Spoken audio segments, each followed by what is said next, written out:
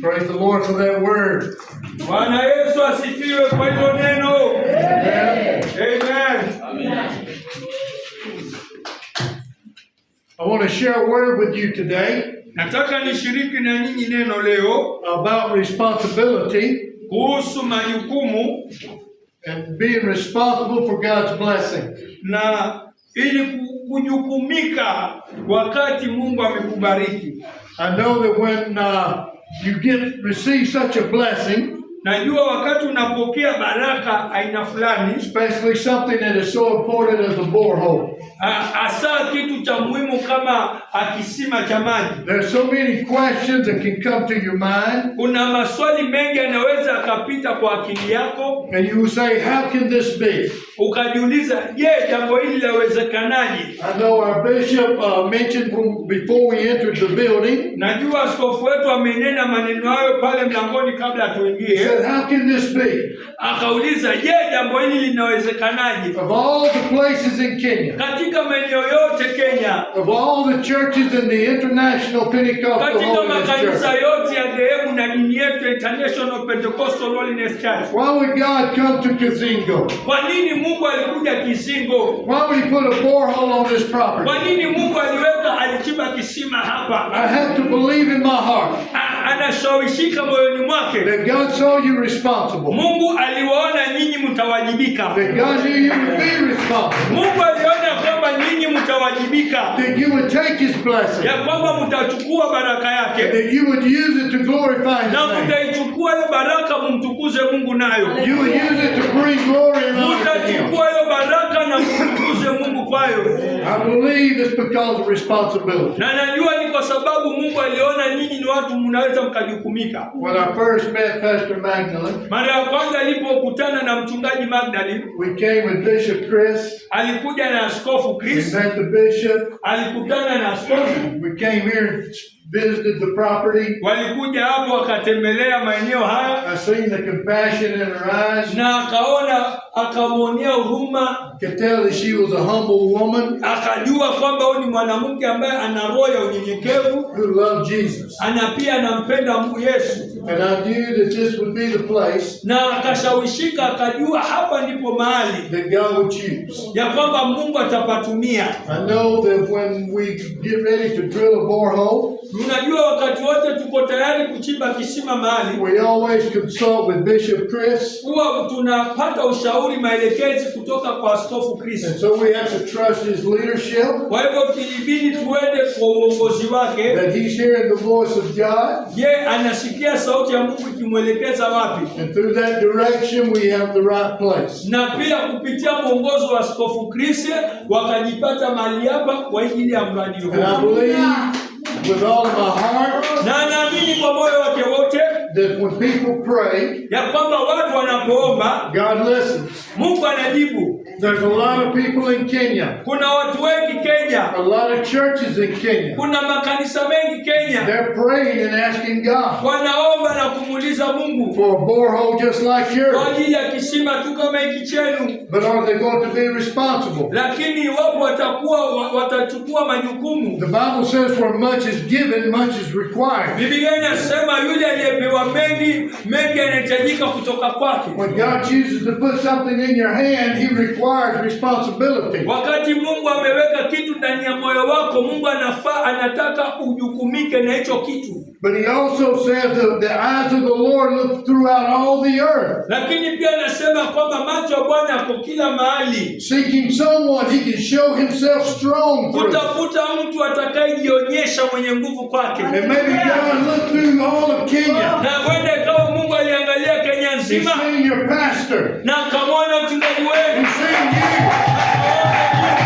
And he says, I'm going to show myself strong na for you. akasema ataenda kujionyesha kuwa ni Mungu mwenye uweza kwenu. I can't help. You cannot help if other people get angry. Hauwezi ukazuia watu kukasirika.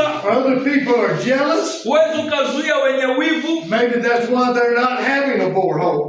Na ndio sababu pia maana hawana kisima kwao. But you're not to take this as a place of pride. Lakini wewe usichukulie mahali hapa pia kupata kuinua kiburi. That God would say, oh, we're greater than anyone else. Usijigambe ukisema tumebarikiwa kuliko wengine wote. We should be humbled by the lazima tuwe wanyenyekevu kwa thankful for the blessing. Na lazima tumshukuru Mungu kwa baraka hii. We take responsibility for na tuchukue majukumu ya kulinda kitu ambacho Mungu So Bishop, the only answer I can say is I believe God told this church to be responsible. Kwa hivyo jibu lile anaweza kapeana askofu kwa maswali aliyouliza pale mlangoni ni kwamba Mungu aliona kwamba kanisa hili litajukumika kwa mradi ambao atawapa. I pray that anyone who is jealous or angry or disappointed, naomba tu kama kuna mtu ambaye amekasirika ama amedhoofika ama na wivu, that they will start to get a thankful attitude of what you have. Wageuze mioyo yao, waanze kuwa na moyo wa shukrani kwa kile kitu Mungu amefanya. Because when you are grateful for what God is giving to others, kwa sababu wakati utafurahia kile kitu Mungu amefanyia mwingine, and God will begin to give back to you. na pia Mungu atakufanyia wewe.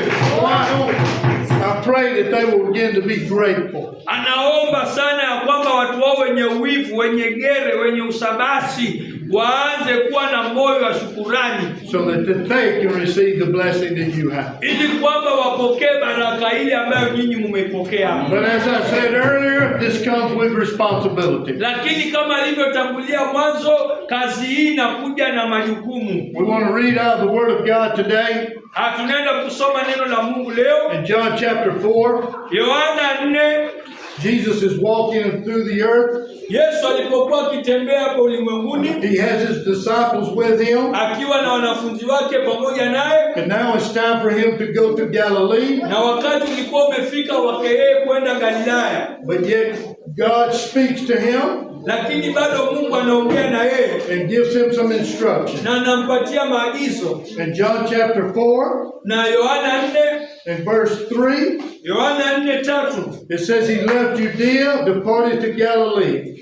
Maandiko anasema Yohana 4:3 aliacha Uyahudi akaenda zake tena mpaka Galilaya. But he needed to go through Samaria. Naye alikuwa hana budi kupita katikati ya Samaria. So he came to the city of Samaria, which is called Sychar. Basi akafika kuneko mji wa Samaria uitwao Sikari, near the plot of ground that Jacob gave to his son Joseph. karibu na ile shamba ambalo Yakobo alimpa Yusufu mwanae. Now Jacob's well was there. Na hapo palikuwa na kisima cha Yakobo. And him being weary of his journey, sat by the well. Basi Yesu kwa sababu amechoka kwa safari yake akaketi hivi kisimani. It was about the 6th hour. Ilikuwa yapata saa 6. So here Jesus, he is on his journey to Galilee. Hapa tunamwona Yesu alikuwa ameanza safari ya kwenda Galilaya. But he felt it was necessary to go into Samaria. Lakini aliona kuna umuhimu wa kupitia njia ya Samaria. Samaria was not the shortest distance to Galilee. Samaria haikuwa njia ya mkato kufika Galilaya. It means he took a longer route. Inamaanisha angechukua njia ndefu to go to the town of Sychar. ili kufika katika mji wa Sikari. He could have just went straight on the journey.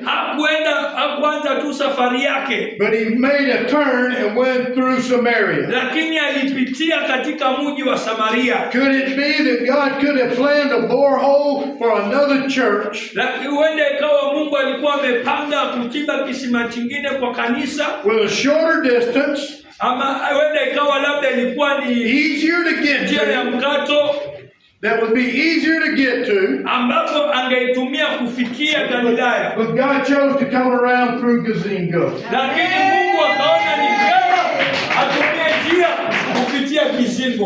How many of you were here when we drilled the borehole in April? Wangapi wetu walikuwa hapo wakati tukichimba kisima hiki How many mwezi wa of you nne? saw the work? Wangapi watu waliona hayo maji? How many remember it was very muddy and wet? Wangapi walikuwa wanaona vile hayo maji yalikuwa na matope na alikuwa hapa kuna maji sana? I remember our borehole machine got stuck in the mud. Wangapi wetu wanakumbuka mashini yetu ya kuchimba kisima ilikwama pale kwa Just right out here. Pale ilikwama mpaka saa 7 ya usiku. It took us 8 hours to move 200 meters. Ilitutumia masaa 8 tu kuikoa pale kufikisha hapa mita 800. We went from Nairobi to this location in 6 hours. Tulitoka Nairobi mpaka mahali hapa masaa 6. But it took us 8 hours to get from there to here. Lakini ilituchukua masaa 8 kutoka pale walikuwa makwama mpaka hapa. There are much easier places to come to. Kulikuwa na mahali kwingine rahisi kufika.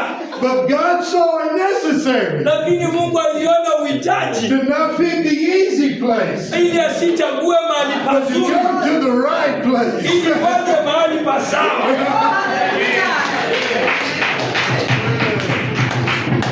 It was a great challenge. Ilikuwa ni changamoto kubwa. But it was worth it. Lakini ilikuwa inafaa. Hallelujah. Because this is the end result. Maana haya ndio matokeo ya hiyo changamoto aliyopitia. God does not always take the easy route.